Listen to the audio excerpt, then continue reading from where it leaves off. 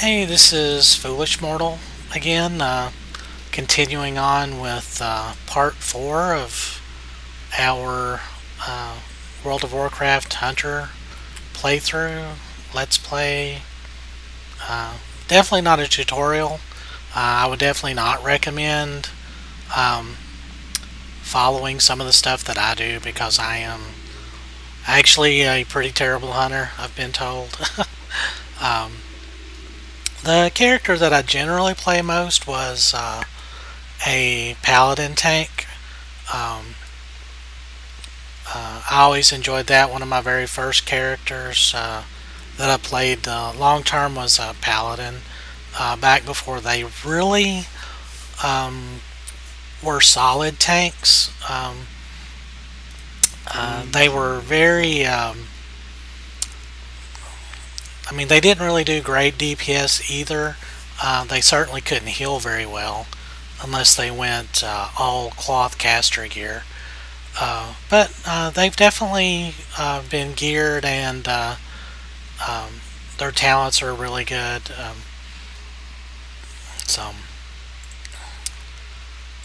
So here's our new crossbow and a new level. We're going to turn these Blood Elf plans in. Okay. So we have repaired the emitter, the holographic emitter.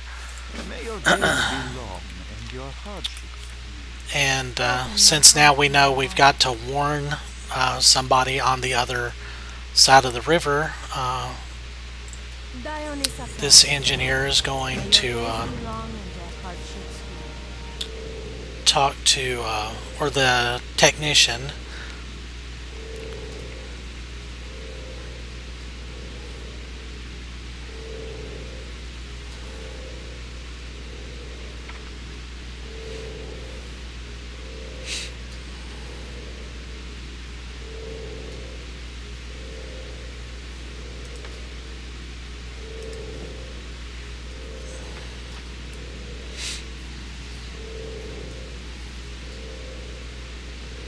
So they're basically telling us that we've been separated from the main group, and they've set up a kind of a refugee camp / village across the river.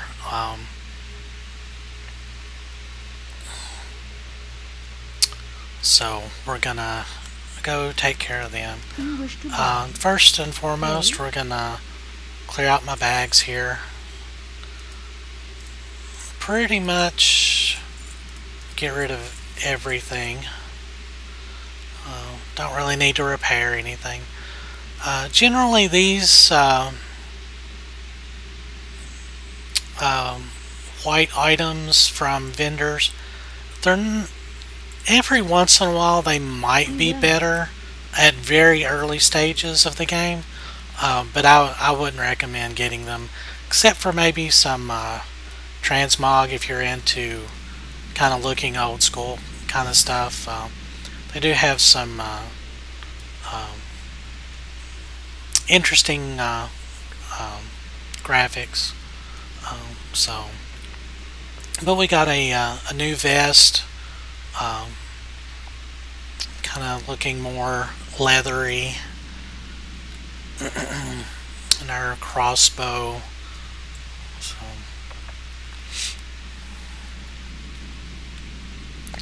But again, I was saying, yeah, I definitely would not go by what I do as a hunter, because I'm, again, just not overly skilled with it.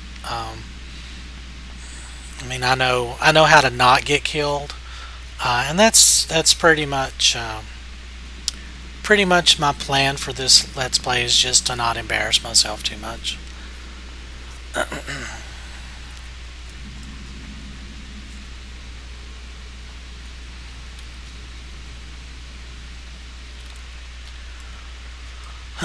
So here is the little river. We've finished the Almond Vale starter thing, starter missions.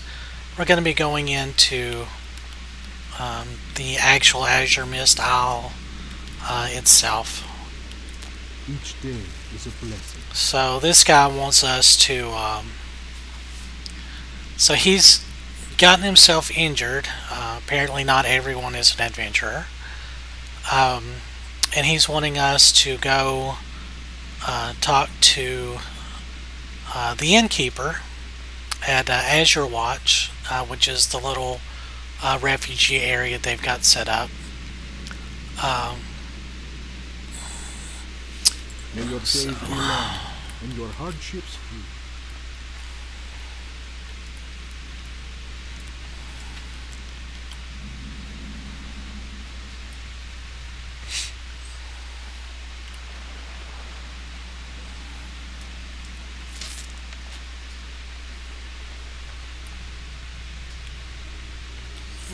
May the light And here's where you can learn your first secondary skill, which is fishing. I'm probably not going to do that.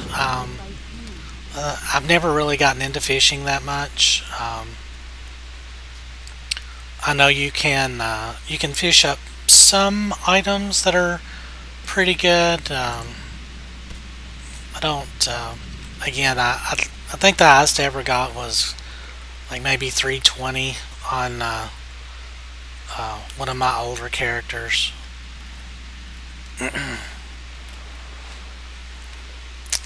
One thing I definitely will probably do is archaeology, which I do find a lot of fun. Oh, a murloc. And apparently I can't hit something 5 feet from me.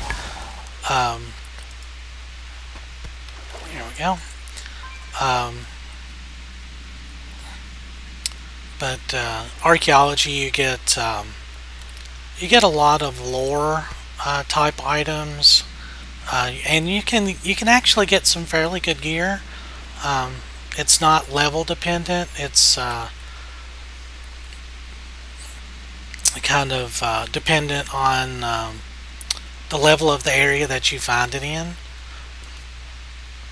and you get some pretty decent experience from doing archaeology. So actually I think I did grind out on my mage 2 whole levels once I had cold weather flying in Northrend. I actually got quite a bit of experience from doing that when I first got there. But again, on this character, we're probably going to focus on questing and lore type stuff.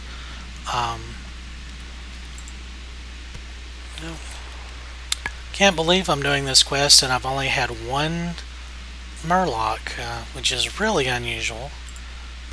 Usually you get about 50-50. So this is going extremely rapidly.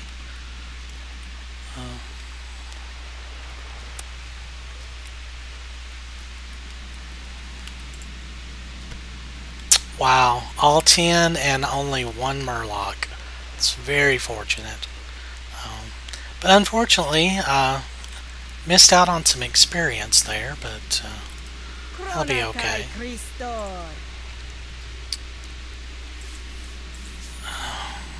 So now you get a free fishing pole and a bobble, and then we get to take a crate of fish up the road here.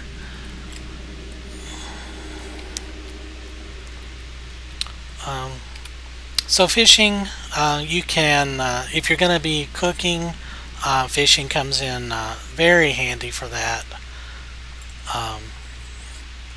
But again, probably not going to do either one of those. If I did do cooking, I would probably do that off screen and maybe do a video of just sitting down and cooking en masse to to get those levels.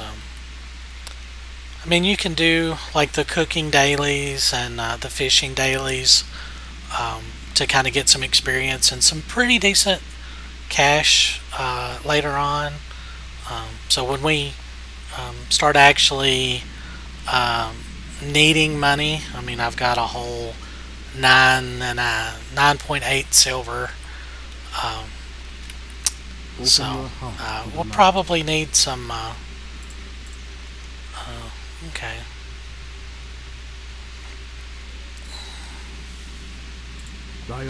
Probably need some money eventually. Okay. So this guy wants us to go out and kill some moongrace stags. So we'll go do that.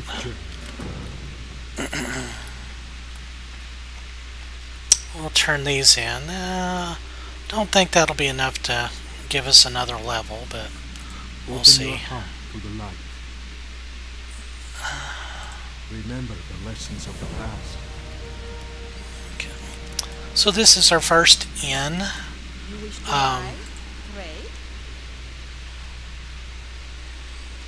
So either one of these, it doesn't really matter what you pick. And this was a quest that was originally... okay, so we'll go on and make this inn our home for speeding up something a little bit later. Okay. So this quest that we're doing, beds, bandages, and beyond, this quest was originally on Blood Mist, which is the island up here. And it actually, the quest tracker actually tells you to go up here to make that, because they moved him down here, but the quest tracker never updated. There actually used to not be a flight master here, and you had to walk everywhere. So we're going to go on and fly to the Exodar, which is the spaceship satellite piece of Tempest Keep, which Valen and some of the others had commandeered and stole from Kel'Thas, and proceeded to crash land it.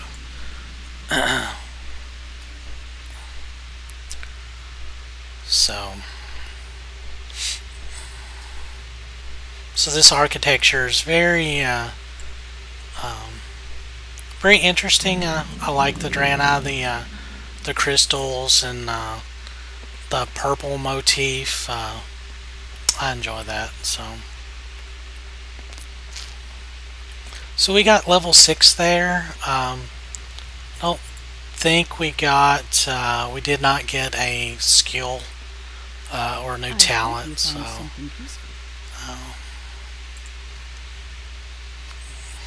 Okay. So this was basically a list of various items for the inn. So we're returning that. Oh.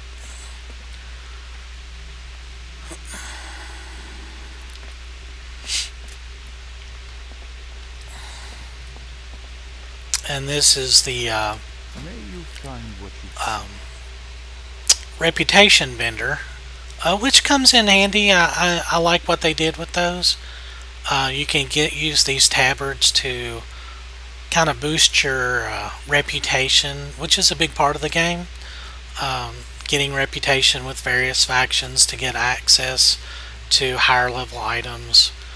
We'll definitely get revered pretty quickly on the island. You get quite a bit of rep with each turn in. I'm pretty sure we'll be able to get exalted without having to resort to rep grinding with the tabard, but we'll see. If we're getting closer to level 30, and I'm still quite a bit of ways from getting exalted. I may grab that and kind of grind that out, because that's a really good cloak for a hunter. Agility, stamina, and haste. That would be really good. And of course the extra bags will come in handy. So, and each faction has its own bag, and you can only get one bag from each faction. They're unique on equip. So it kind of forces you to branch out from your main faction, which again, I enjoy that interplay. Something Blizzard did reasonably well in some places, how the different factions kind of interact with each other, and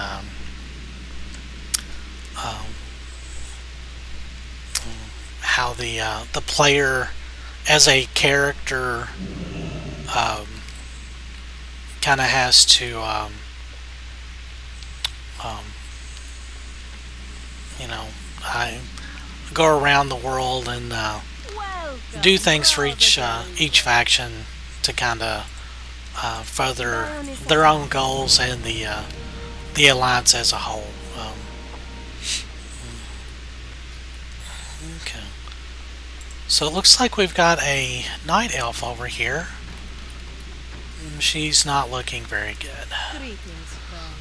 Okay, and this is our first aid trainer.